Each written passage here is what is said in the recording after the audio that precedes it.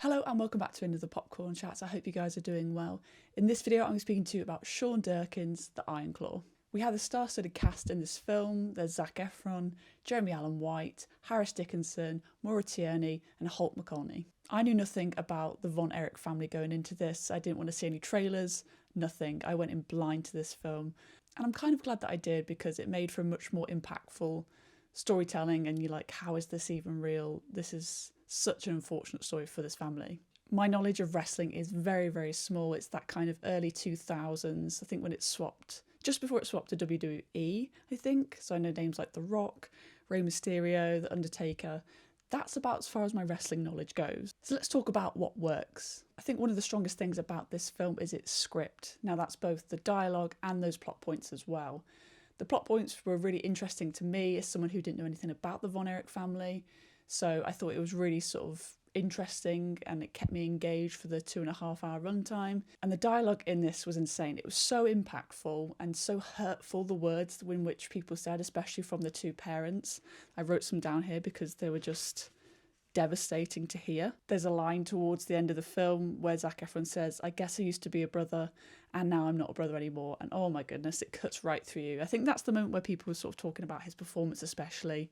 He definitely does something different in that moment, I think, to what I've seen in the rest of the film. There's also a moment with the dad as well where he chooses to flip a coin as to who will, next be in the ring, and just at his, one of his children's funeral. Like come on, this is not the time, and why are you doing that? Zac Efron is our main protagonist in the film, so you're kind of seeing everything through his eyes, really, and you're really feeling it for him when he's not chosen for these big moments that he's been clearly working towards, and his other brothers have other intentions and they're sort of getting these other opportunities whilst he wants to be, world champion. So that leads me on to the performances. I think everyone does a really, really good job. I think the supporting cast are excellent as well. As a whole ensemble, I think this is a great film. There's a lot of talk around Zac Efron's performance and whether he should have got an Oscar nomination for this film. And do I agree with that? I'm not so sure. I've definitely seen him in a lot of things. I was there from High School Musical.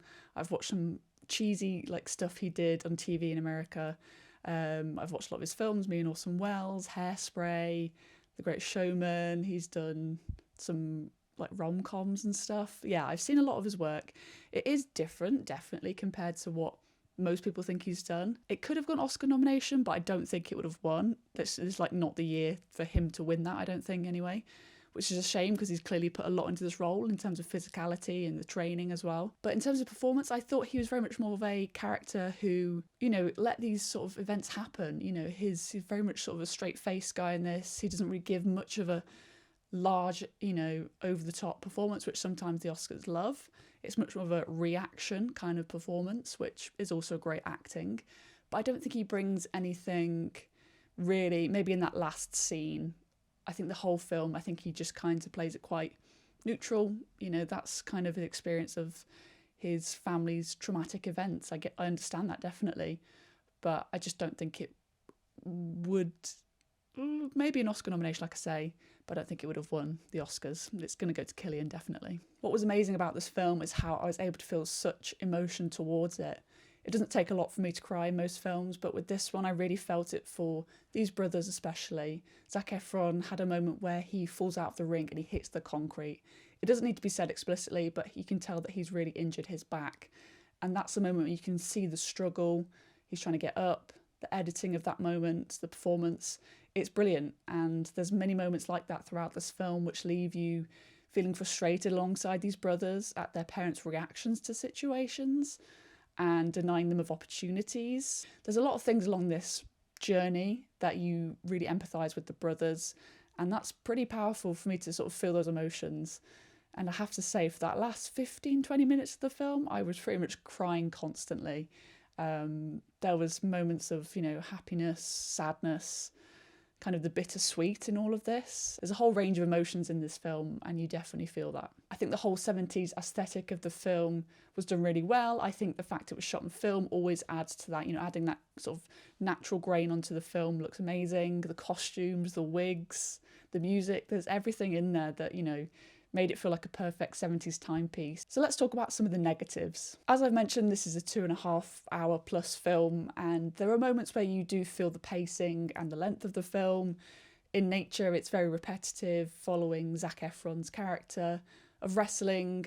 Something bad happens, wrestling, something bad happens, and that's, that's what happened to him. You can't deny that. But I think in terms of the structure, it could have been done maybe in a more entertaining way. And I really like the dynamic between the brothers as well.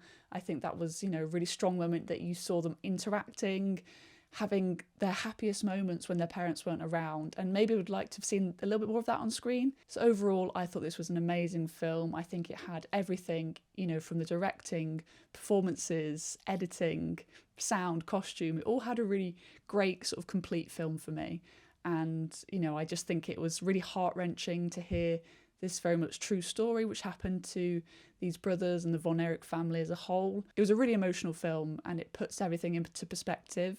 When you watch a film like this, you need films like this, definitely. I do think I'll be watching this film again. It's got that rewatchability, but it's quite heavy on the heart, so it needs some time, which is always a sign of a good film. Thank you so much for watching this review of The Iron Claw. Let me know your thoughts down below. I think we've all seen it now it's got its UK release.